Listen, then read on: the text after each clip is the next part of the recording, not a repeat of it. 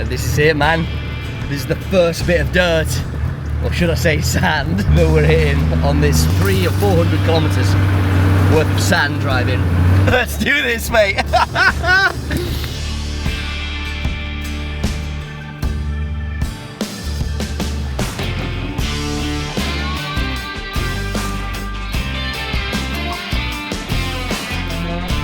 What lies ahead of me here is a maze of sand tracks, dunes, forests and empty coastline.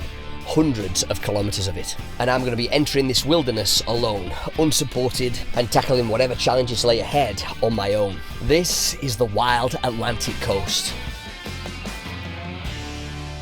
Loaded up with just enough food, fuel and water, I'm about to pitch myself into the unknown for a multi-day, off-grid, camping and four-wheel driving endeavour.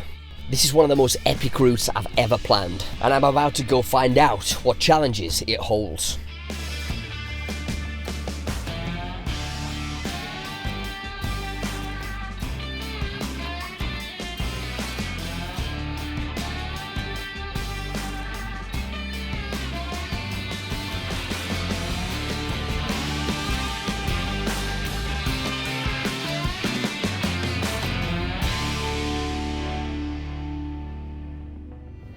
This is a really cool spot because it's right here on the beach basically, so it's sunset. I'm coming down here with a beer, a bit ahead of my departure on this trail through the dunes. I'm going to be stocking up and just preparing generally, because once we set off on this trail, there's going to be no stopping until we get to the other end. It's about 300 kilometres, I believe, of full off-road on the sand through the dunes. I am so excited. I watched the sun dip below the horizon over the Atlantic Ocean, my mind filled with anticipation and a little apprehension as I contemplated what the next days of striking out into the unknown might hold. Alright, so we're on what I can only describe as like a peninsula or a spit maybe, in between the mainland and the sea. So this is like a sandy peninsula, and this little tiny outpost town here at the end of it is going to serve as my last stop before we hit the sand route, which I think is between 300 and 400 kilometres. This is where we begin. I'm going to hit like a little general store before we head out, buy some supplies, get the water in, the food and stuff for a good few days off-road, and then we're going to hit this route. So this is going to be hundreds of kilometres of pure sand and dune driving. Just pulling in right now. We're going to go and grab these supplies, and then we're going to hit the road to the beach.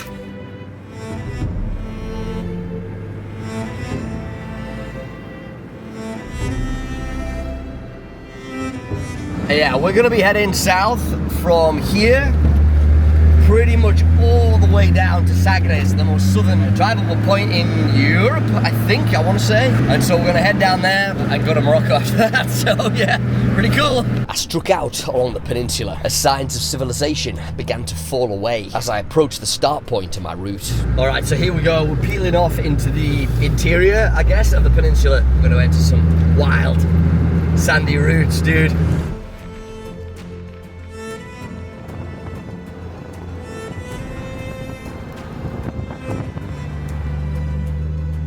Just to interrupt your video really quick for a few seconds of your time, if you get value out of these videos, if you like the videos and stuff that I'm putting out here, there is the option to support me on Patreon. I self-fund all of my expeditions, make all my videos from scratch, and I'm trying to be able to make this a sustainable thing so that I can keep bringing you these videos. So if you'd like to check it out, there's a link down below in the comments and the description. There are 3 different tiers and you get different benefits attached to those tiers. We have tons of exclusive content, early access to videos, there's a forum, long-form writing. It's the only place that I do long-form writing anymore, all on Patreon. So if you'd like to join up, if you'd like to support this expedition and keep seeing these videos in your feed, then you know where to go. Thank you very much, and back to the video.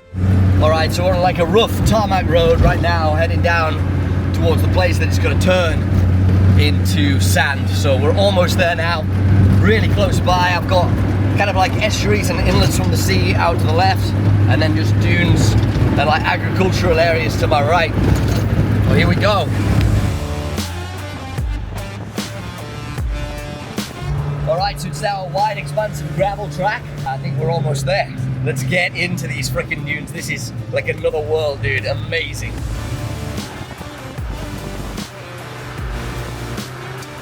And here it is. Alright, we're going to immediately drop the air out of these. Yeah, about 30-ish. And this is it, man. This is the first bit of dirt or should I say sand, that we're hitting.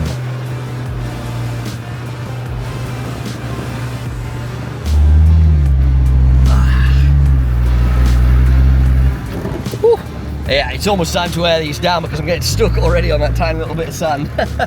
So I'm going to just head down here, get into the dunes proper, and then drop all the air out of these tyres. You know, we're going to go down to probably 12 at the back and maybe 8 at the front to begin with, and see how we do on that. I left civilization behind and pushed out towards the coast. This place already had the air of a wild and desolate place, punctuated by the occasional abandoned building, telegraph poles leaning at crazy angles, and old tyre tracks in the sand. Alright, now's the time to do this. So we're going to air down all the tyres right now because I'm kind of bouncing from side to side, and this is a sick place to do it as well. We're just about to hit the dunes. Mate, this is like top end stuff for me, this. Like knowing from now down to basically Lisbon or Nazaré, I'm just going to be on sand is, oh my god. The excitement is hard to put into words, mate, so let's do this. Right, let's drop some air out of these tyres.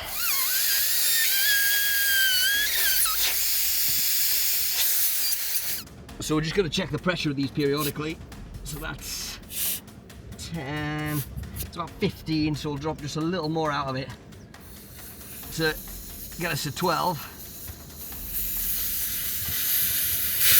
That should just about do it. Thing is, you don't want to drop out too much. Yeah, that's 10 now actually, so a little bit too far, but 10's probably about right, to be honest. I just wanted to do 12 and then adjust if necessary, because it's easier to take the air out than it is to put it in. At the front we'll go a little low, so we'll go at 8 in the front and see how we get on. It might be again that we have to drop out a little further, you know, if we're getting into really deep sand on the beach and stuff, but best to just do it incrementally, you know. I'll take them out fully out for that, really quick. Beautiful. Yeah, that's about 7, 6 or 7. Again, it'll probably prove to be about right, to be honest with you.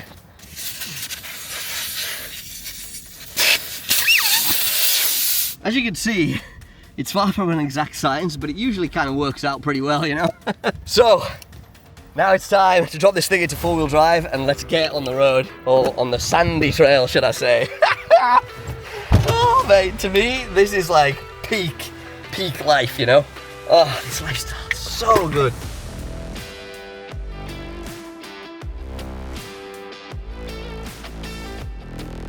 Woo! Let's do this, mate. Then here we go, into the dunes. Nothing but sand between me and Lisbon.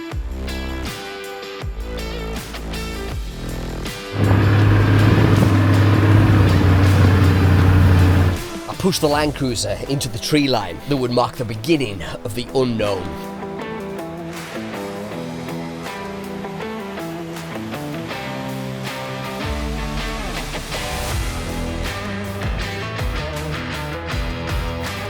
I'm following my GPX map, and while I could see the area on satellite, at this point I had no real idea of the true scale of this place. Wow!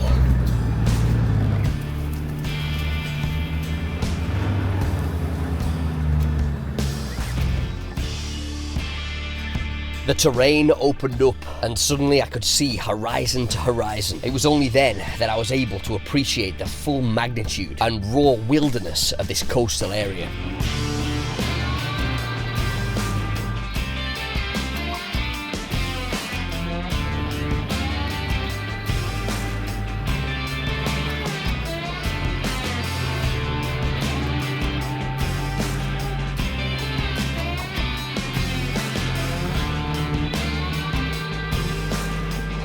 Holy shit, this is without doubt some of the most fun I've ever had.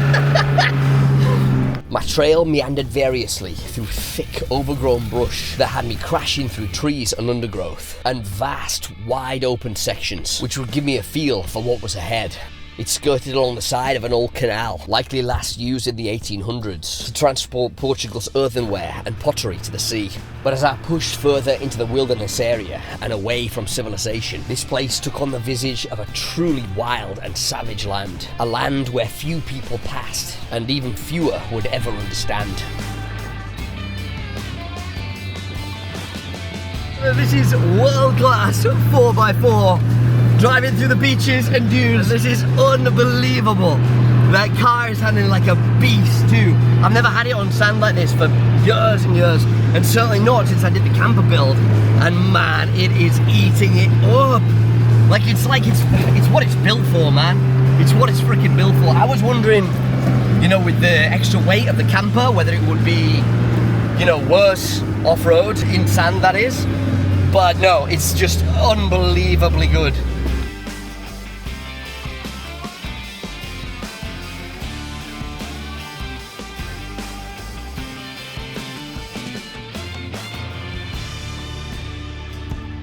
Looking out across this place, it's hard to believe that it even exists. Hundreds of kilometres of tracks weaving through dunes, forests and empty coastline.